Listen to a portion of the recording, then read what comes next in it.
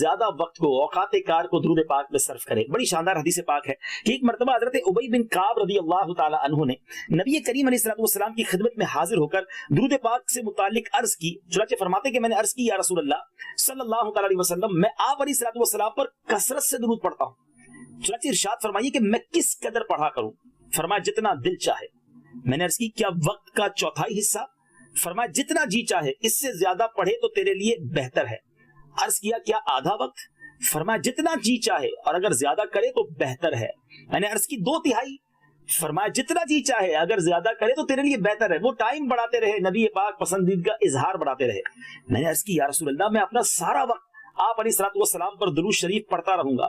فرمایا تب یہ درود شریف تیرے رنج و الم دور کرنے کے لیے کافی ہے اور تیرے سارے گناہ بخش دیے جائیں گے۔ سبحان اللہ سبحان اللہ۔ البتہ بعض اوقات اس طرح کے ہیں کہ جن میں درود پاک بطور خاص پڑھنے کا ذکر حدیثوں میں مذکور ہے یا علماء کرام نے ایسے چند مواقع کا ذکر کیا ہے۔ تو آج غور سے ذرا سن لیتے ہیں ان تمام موقعات کے بارے میں۔ تو خاص طور پر ایسا وقت آئے تو ضرور درود پاک پڑھیں۔ اب سنتے جائیے۔ وضو سے فارغ ہونے کے بعد، تیمم کرنے کے بعد، غسل جنابت سے فارغ ہونے کے بعد، غسل حیض سے فارغ ہونے کے بعد، نماز کے اندر جو ہم نماز میں درود پڑھتے ہیں، نماز کے بعد، نماز کی اقامت کے وقت، صبح اور مغرب کے وقت، قنوت میں، نماز تہجد کے لیے اٹھنے کے وقت، تہجد کے بعد، مساجد سے گزرنے کے وقت، مساجد کو دیکھ کر مسجد میں داخل ہوتے وقت، مسجد سے نکلتے وقت، مؤذن کے جواب کے بعد، جمعہ کے دن، جمعے کی رات، ہفتہ، اتوار، پیر اور منگل کے دن، جمعہ اور عیدین کے خطبے میں، جنازہ اور عید کی تکبیرات میں، شعبان کے مہینے میں، میت کو قبر میں داخل کرنے کے وقت، کعبہ شریف کو دیکھتے وقت، صفا اور مروہ پر چڑھتے وقت، تلبیہ یعنی لبیک کرتے وقت، لبیک کہنے کے وقت، حجر اسود کو بوسہ دیتے وقت، ملتزم سے پلٹتے وقت، عرفہ کی رات میں، منی میں، مسجد خیف میں، مدینہ طیبہ کی زیارت کے وقت، موعدہ شریف کی حاضری کے وقت، نبی پاک کے روضے کو الوداع کہتے وقت، آپ علیہ الصلوۃ والسلام کے آثار کی زیارت کے وقت، راستوں اور آرام گاہوں کی زیارت کے وقت، مثلاً بدر اور دوسرے ایسے راستے جو نبی پاک کی جو زیارتیں وہاں ہیں، نکاح کے خطبے کے وقت، جس کو نیند کم آتی ہو وہ بھی پڑھے، بازار کی طرف جاتے وقت، گھر میں داخل ہوتے وقت، غم و تکلیف کے وقت، فقر، شدت اور غرق ہونے کے معاملے کے وقت، دعا کی ابتدا کے وقت، درمیان اور آخر میں اذان کی آواز سننے کے وقت، پاؤں سن ہو جانے کے وقت، چھینک مارنے کے وقت، بھولنے کے وقت، کوئی چیز بھول جائے جب درود پڑھے، گناہ سے توبہ کرنے کے وقت، محفل برخاست ہوتے وقت، محفل لگاتے وقت، بھائیوں کی ملاقات کے وقت، ختم قرآن کے وقت، حفظ قرآن کے وقت، مجلس سے اٹھتے وقت، ہر اس جگہ جہاں اللہ کے ذکر کے لیے اجتماع کیا جائے، واز کرتے وقت، فتویٰ دیتے وقت، حدیث پڑھتے وقت، علم پڑھاتے وقت، میرے آقا علیہ الصلوۃ والسلام کا نام نامی لکھتے وقت۔ اللہ اکبر اللہ اکبر۔ کتنے پیارے پیارے اوقات ہیں۔ کاش وہ کہتے ہیں نا کہ وظیفہ یہ بن جائے کہ ہر وقت زبان ذکر و درود سے تر رہے، ہر نیا کام جائز اور نیک کام ہو درود پاک پڑھ کر شروع کیا جائے، وقتاً فوقتاً اپنے آقا کو یاد کر لیا جائے تو کیا بات ہے، کیا بات ہے، سبحان اللہ۔ اب ذرا کچھ حدیثیں بھی سن لیتے ہیں، یہ جو آپ نے بہت سارے اوقات سنے، چند مخصوص حدیثیں سناتا ہوں، اور پھر آج میں نے چونکہ آخری سلسلہ ہے آپ کو بڑے دلچسپ فضائل والے درود سنانے، ویسے تو درود پاک کے بہت سارے فضائل ہیں مگر کچھ بڑے دلچسپ امیزنگ فضائل ہیں، وہ بھی سننے ہم نے آج۔ نبی پاک علیہ الصلوۃ والسلام فرماتے ہیں کہ جب تم میں سے کوئی وضو سے فارغ ہو تو کلمہ شہادت پڑھے، پھر مجھ پر درود پڑھے، جب یہ پڑھے گا تو اس کے لیے رحمت کے دروازے کھول دیے جائیں گے۔ تو وضو کرنے کے بعد کلمہ شہادت پڑھ کے پھر ہم نے درود پڑھنا ہے۔ اسی طرح سحری اور مغرب کے وقت، یہ بڑا دلچسپ وقت ہے، یوں کہیے کہ خاص وقت ہے۔ پیارے آقا علیہ الصلوۃ والسلام نے مولا علی سے فرمایا، اے علی میری طرف سے 2 چیزیں محفوظ کر لو، جبرائیل میرے پاس لائے ہیں، سحری کے وقت کثرت سے درود پڑھا کرو اور مغرب کے وقت بھی مجھ پر کثرت سے درود پڑھا کرو، اور اپنے لیے اور اصحاب رسول کے لیے کثرت سے استغفار کیا کرو، بے شک سحر و مغرب اس کی مخلوق پر رب تعالیٰ کے گواہوں میں سے 2 گواہ ہے۔ یہ خاص وقت ہے درود پڑھنے کا، یہ خاص وقت ہے عبادت کرنے کا۔ سبحان اللہ سبحان اللہ۔ ایک اور بڑی پیاری حدیث ہے، مسجدوں کے قریب سے روز گزرتے ہیں، حضرت علی رضی اللہ عنہ سے مروی ہے، اذا مررتم بالمساجد فصلوا علی النبی صلی اللہ علیہ وسلم، جب تم مساجد کے قریب سے گزرو تو نبی کریم علیہ الصلوۃ والسلام پر درود بھیجا کرو۔ مسجدوں کو دیکھ کر درود پڑھنا چاہیے، مسجد میں داخل ہو تو درود پڑھنا چاہیے۔ اور سبحان اللہ، وہ شہر جس کو جانے کی ہر کوئی تمنا رکھتا ہے، ہر آنکھ بے قرار ہے، مدینہ منورہ۔ سبحان اللہ۔ حضور پیارے آقا علیہ الصلوۃ والسلام کی قبر انور کی زیارت کرنے والے کے لیے مستحب یہ ہے کہ جب اس کی نظر مدینہ طیبہ کے مقامات، حرم، کھجوروں اور مکانوں پر پڑے تو کثرت سے درود و سلام پڑھے۔ مدینہ طیبہ کے میدانوں کی تعظیم، مدینہ طیبہ کی منازل اور گھاس والی زمینوں کی عزت ذہن میں رکھے، کیونکہ یہ وہ جگہ ہیں جو وحی اور نزول قرآن سے آباد ہوئی ہیں۔ اللہ اکبر۔ جبریل امین یہاں کثرت سے آتے جاتے تھے۔ اس زمین پر میرے آقا علیہ الصلوۃ والسلام تشریف فرما ہیں۔ اللہ عز و جل کا دین اور رسول پاک علیہ الصلوۃ والسلام کی تعلیمات جتنی پھیلی یہاں سے پھیلی۔ یہ جگہ ہی فضیلتوں اور خیرات کی مشاہد اور براہین اور معجزات کے ٹھکانے ہیں۔ یہ عظمت اس لیے ذہن میں رکھے تاکہ اس کا دل آپ علیہ الصلوۃ والسلام کی ہیبت، تعظیم، اجلال اور محبت سے لبریز ہو جائے، اور اس طرح آپ علیہ الصلوۃ والسلام کی تعظیم کرے گویا وہ آپ علیہ الصلوۃ والسلام کو سامنے دیکھ رہا ہے، اور یہ یقین رکھے کہ آپ علیہ الصلوۃ والسلام اس کا سلام سن رہے ہیں، اور تکالیف میں آپ علیہ الصلوۃ والسلام کے مددگار ہیں۔ یہ سب چیزیں اس لیے مد نظر رکھے تاکہ لوگوں سے جھگڑنے اور غیر مناسب کاموں اور ناشائستہ کلام سے اجتناب کرے۔ سبحان اللہ۔ بعض متاخرین نے تو یہاں تک لکھا کہ مدینے کے مسافر کو چاہیے کہ جب کسی ایسی جگہ سے گزرے جہاں نبی پاک علیہ الصلوۃ والسلام کا نزول ہوا یا کسی جگہ پر تشریف فرما ہوئے تو پیارے آقا پر درود و سلام پیش کرے، ان جگہوں سے محبت اور پیار کا اظہار کرے۔ سبحان اللہ، سبحان اللہ۔ اے کاش ہمیں یہ وقت مل جائے، ایسی گھڑی اور ایسا وقت ہمیں نصیب ہو، سفر مدینہ نصیب ہو، اور بس درود و سلام کی گجرے لے کر آقا کی بارگاہ میں جائیں۔ شاعر لکھتے ہیں نا، دل میں نبی کی یادیں، لب پر نبی کی نعتیں، جانا تو ایسے جانا سرکار کی گلی میں۔ مدینے جائیں اور درود نہ پڑھیں، اور ہے کیا ہمارے پاس؟ امیر علیہ السلام لکھتے ہیں نا، کوئی سجدوں کی سوغات ہے نہ کوئی، زہد و تقویٰ میرے پاس سرکار ہے، چل پڑا ہوں مدینے کی جانب مگر ہائے سر پر گناہوں کا انبار ہے۔ آقا کی بارگاہ میں خوب درود و سلام کے تحفے اور گجرے لے کر ہم نے جانا ہے انشاءاللہ انشاءاللہ۔ میرے بیچ اسلامی بھائیوں، حضرت حسن بصری رحمۃ اللہ تعالی سے یہ مروی ہے کہ جو چاہتا ہے کہ وہ مصطفیٰ کریم علیہ الصلوۃ والسلام کے حوض سے یعنی حوض کوثر سے لبالب پیالہ پیے تو اسے چاہیے کہ پیارے آقا علیہ الصلوۃ والسلام پر ان الفاظ سے درود بھیجے۔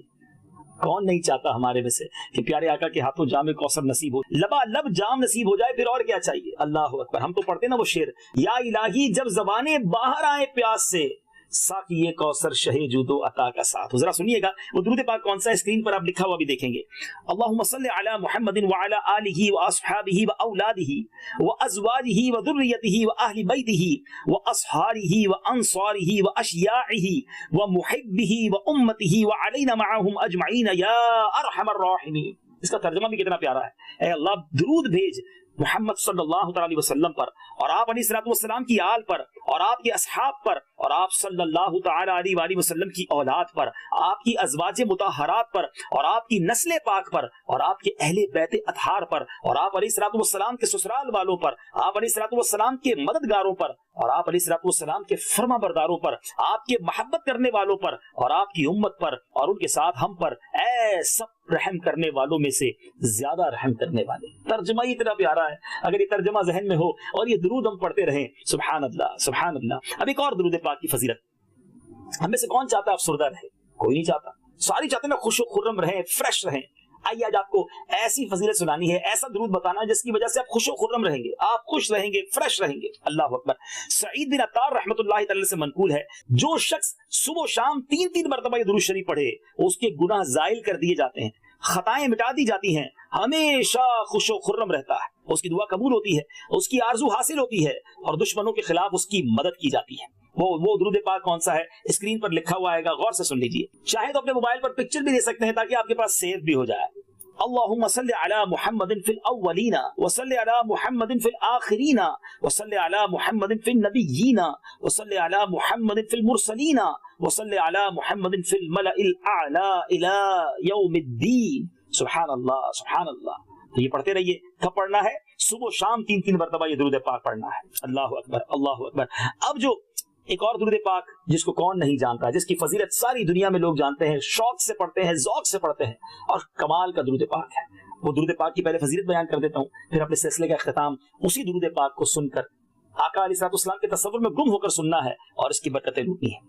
اس درود پاک کی فضیلت یہ ہے کہ اگر کوئی شخص میرے آقا علیہ الصلوۃ والسلام کی ذات بابرکات کی خواب میں زیارت کا خواہش مند ہو تو 9 چندی جمعرات کے دن، یعنی جو چاند کی پہلی جمعرات ہو، اس دن عشاء کی نماز کے بعد غسل کرے، پاک کپڑے پہنے، خوشبو لگائے اور اس درود پاک کو 170 بار روزانہ بلا ناغہ 11 رات تک پڑھ کر سو جایا کرے۔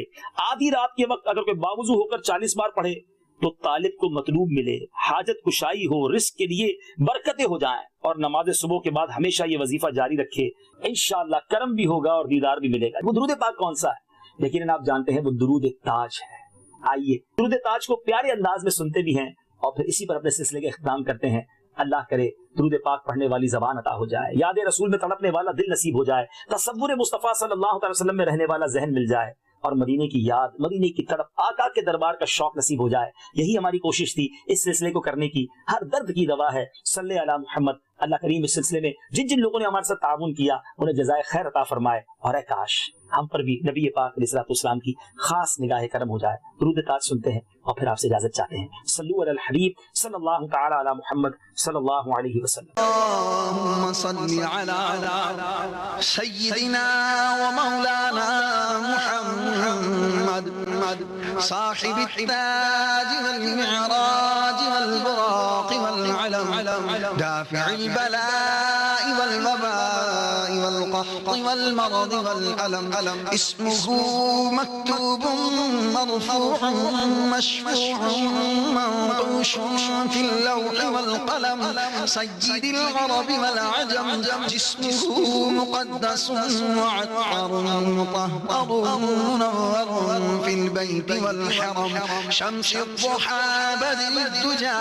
صدر العلا نور الهدى كهف الورى مصباح الظلم جبين الشيم شفيع الأمم صاحب الجود والكرم الله عاصمه وجبريل خادمه والبراق مركبه والمغراد سفره وسدرة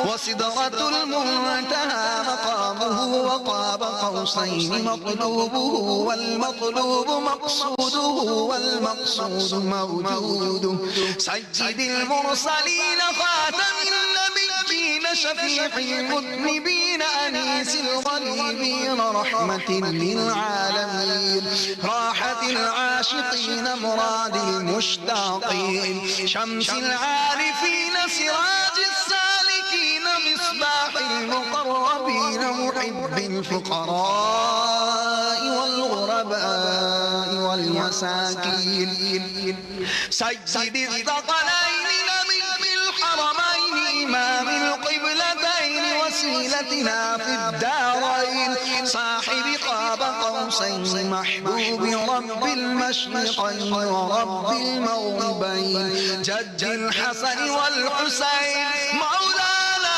ومولى الثقلين أبي القاسم محمد بن عبد الله نورا من نور الله يا أيها المشتاقون بنور جماله صلوا عليه وآله